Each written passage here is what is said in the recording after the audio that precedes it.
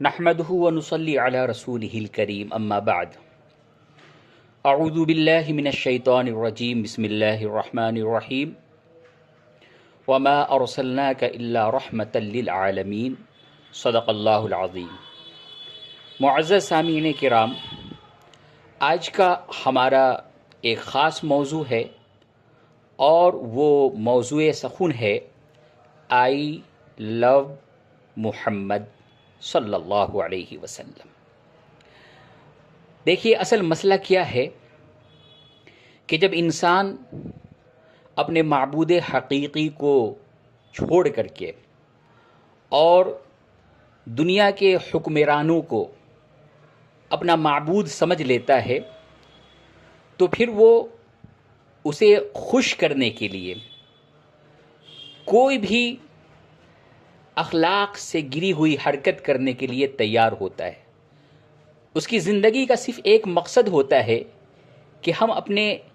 اس باطل معبود کو کس طریقے سے خوش کر دیں۔ اور یہ آج سے نہیں ہے، بلکہ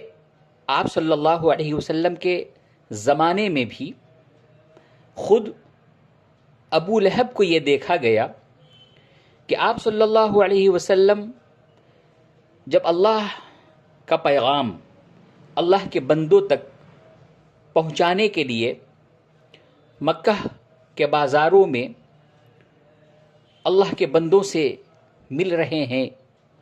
اور فرما رہے ہیں، یا ایھا الناس قولوا لا الہ الا اللہ تفلحوا، کہ اے لوگوں کہو لا الہ الا اللہ، تم کامیاب ہو جاؤ گے۔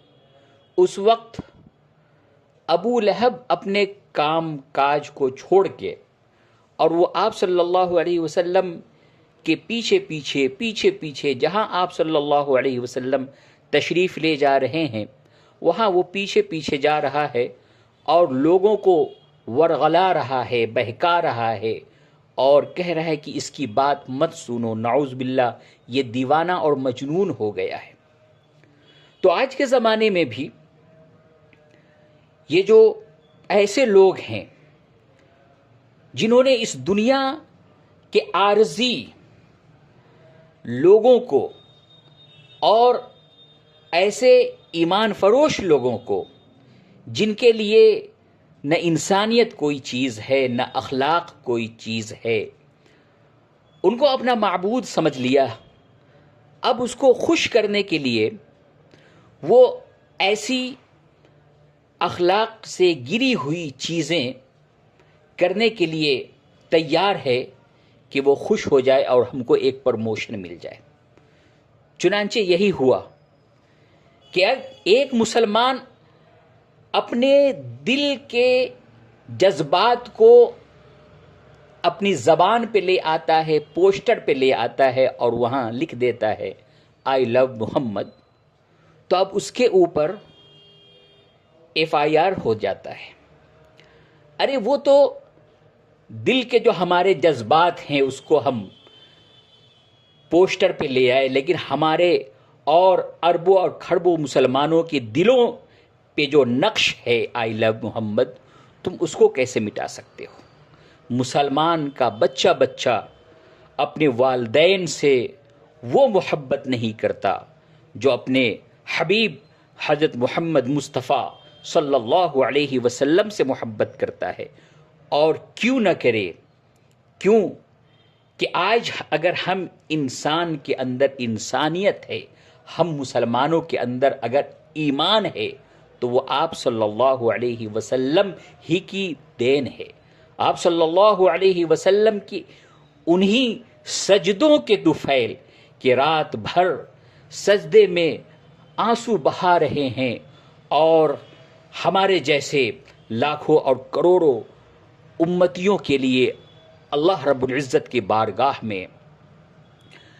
سفارشی بنے ہوئے ہیں، دعائیں کر رہے ہیں، تو کیوں نہ ہم اپنی زبان اور اپنے دل پہ اس چیز کو نقش کر لیں آئی لو محمد۔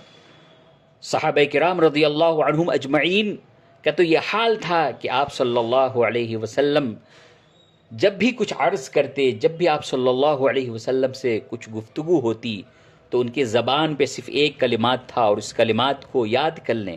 فداہ ابی و امی، فداہ ابی و امی۔ یہ تو صحابہ کا ایک تکیہ کلام تھا کہ فداہ ابی و امی، کہ میرے ماں باپ آپ پہ قربان۔ صحابہ ہر بات میں آپ صلی اللہ علیہ وسلم سے جو گفتگو کرتے تو فرماتے فداہ ابی و امی، اے اللہ کے رسول صلی اللہ علیہ وسلم، میرے ماں باپ آپ پہ قربان ہیں۔ اور آپ نے حضرت عمر رضی اللہ تعالی عنہ کا وہ قول اور حضرت عمر رضی اللہ تعالی عنہ کا وہ واقعہ سنا ہوگا کہ حضرت عمر رضی اللہ تعالی عنہ بارگاہ رسالت صلی اللہ علیہ وسلم میں تشریف لاتے ہیں اور عرض کرتے ہیں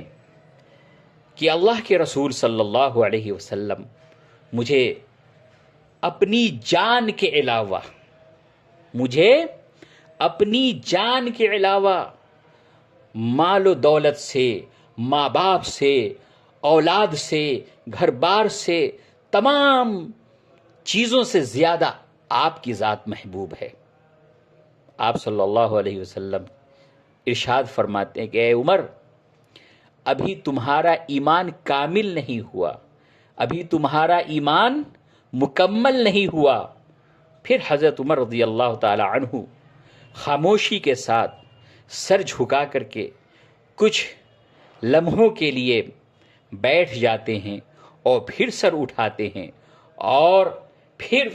فرماتے ہیں کہ اللہ کے رسول صلی اللہ علیہ وسلم، مجھے اپنی جان سے زیادہ، اپنے اولاد سے زیادہ، اپنے ماں باپ سے زیادہ، سارے دنیا کے اسباب ساز و سامان سے زیادہ، سب سے زیادہ محبوب آپ ہیں۔ آپ صلی اللہ علیہ وسلم ارشاد فرماتے ہیں کہ اے عمر، اب تمہارا ایمان مکمل ہے، تو جب تک ہم اپنی جان سے زیادہ حضرت محمد مصطفیٰ صلی اللہ علیہ وسلم سے محبت کرنے والے نہ بن جائیں تو ہمارا ایمان تو ایمان ہی نہیں، ہمارا ایمان تو ناقص ہے، ہمارا ایمان تو ادھورا ہے۔ تو ہم، اے دنیا والو، سن لو کہ اپنی جان سے زیادہ حبیب سرور کائنات احمد مجتبیٰ محمد مصطفیٰ صلی اللہ علیہ وسلم کی ذات گرامی سے عشق کرتے ہیں، محبت کرتے ہیں۔ آپ ہی کے لیے تو ہماری زندگی ہے، آپ ہی کے اوپر ہماری جانیں نچھاور ہیں۔ اگر آپ کا نام اگر لینا ظلم بن جائے، جرم بن جائے، تو پھر ہماری زندگی تو بیکار ہے۔ اور کیوں نہ ہو کہ آپ صلی اللہ علیہ وسلم صرف مسلمانوں کے لیے رحمت للعالمین نہیں ہے، بلکہ ذرے ذرے کے لیے، اس دھرتی پہ بسنے والے ایک ایک فرد کے لیے، ایک ایک مخلوق کے لیے